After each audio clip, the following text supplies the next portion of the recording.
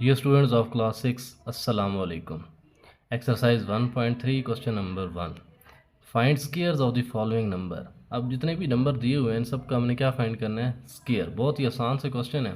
आपने पहले नंबर लिखना है और फिर उसकी ब्रैकेट डाल के स्क्वायर लिख देना है। ये जो ऊपर हम स्क्वायर लिखते हैं ये इसको क्या कहते हैं हम? पावर या एक्सपोनेंट। दूसरा नाम क्या है इसका?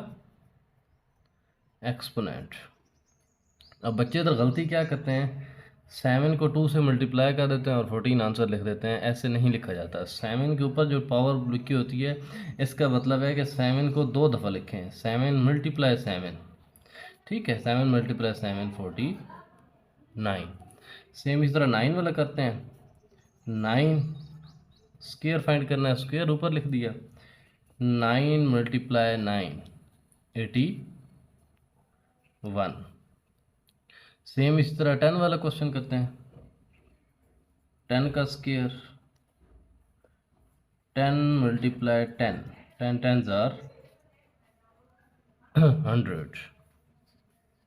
अब सेम इस तरह 13 और 16 वाला करते हैं। 13 वाला करते हैं तो 13 का स्क्वायर 13 मल्टीप्लाई 13।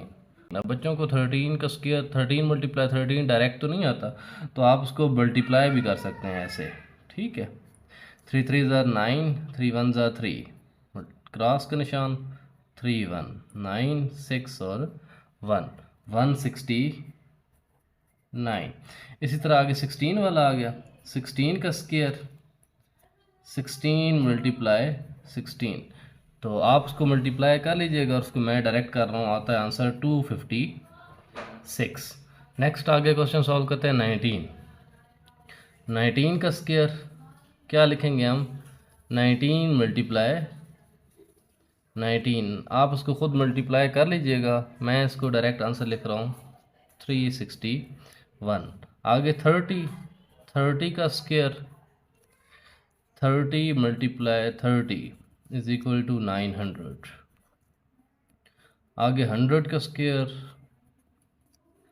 100 मल्टीप्लाई 100 10,000, ठीक है। जब सारे ज़ीरो वाले हों तो फिर आसान होता है मल्टीप्लाई करना। 4 ज़ीरो लगा दिए और 1 1 लगा दिया।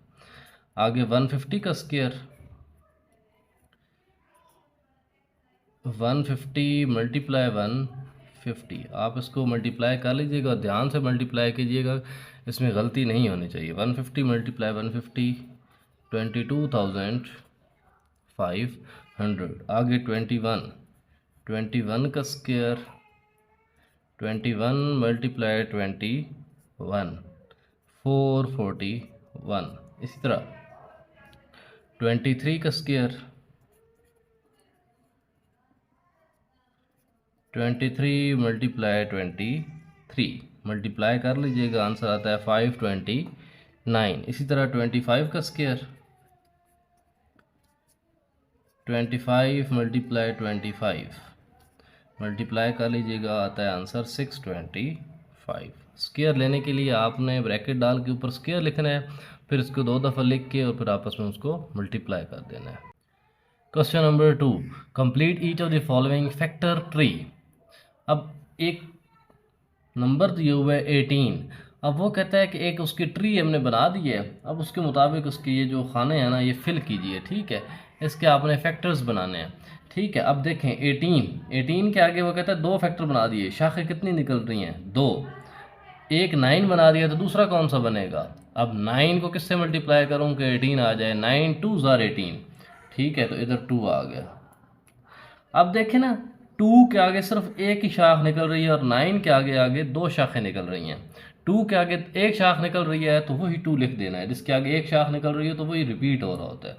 अब 9 को कौन से 2 नंबर हैं जिनको मल्टीप्लाई करें तो 9 आ जाए?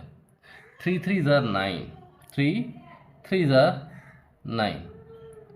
अब वो कहता है कि बताएं भाई 18 को किन 3 नंबर से मल्टीप्लाई करूं कि 18 आ जाए? ये एंड वाले 2 3 और 3, 2 3 ज़ार 6, 6 3 ज़ार 18।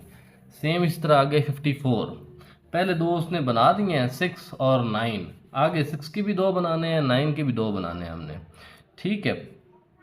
6 के दो कौन से बनेंगे, 2 3 ज़ार 6। अब ये कौन से बनाने हैं आपने, प्राइम नंबर्स बनाने हैं, प्राइम ऐसे नंबर जिन पे अपना टेबल जाता हो और 1 वाला टेबल जाता हो। वैसे तो 6 1 ज़ार भी 6 1 बन सकता था, आप इधर 6 भी लिख सकते थे, इधर 1 भी लिख सकते थे, ठीक है। लेकिन 6 प्राइम नंबर नहीं है। ऐसे नंबर जिन पे अपना टेबल जाए और 1 का टेबल जाए, सिर्फ वही लिखने हैं। अब 9 3 3 ज़ार 9। अब फैक्टर्स कौन कौन से बन गए, 2 3 3 एंड 3।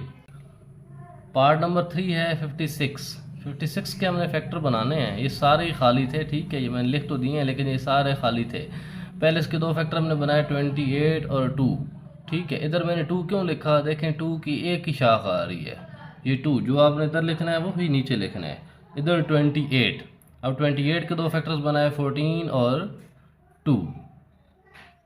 आपने ये 2 इधर लिखना था और ये 14 इधर लिखना है, ठीक है, क्योंकि 2 की शाख एक इधर आ रही है 14, 2 और 7। क्या क्या बन गया जी, 2 2 7 और 2। Part number 4 48।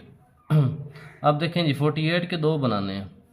कौन कौन से बनेंगे, दोनों वो बनाने हैं जो आगे मज़ीद फैक्टर्स भी बन रहे हों।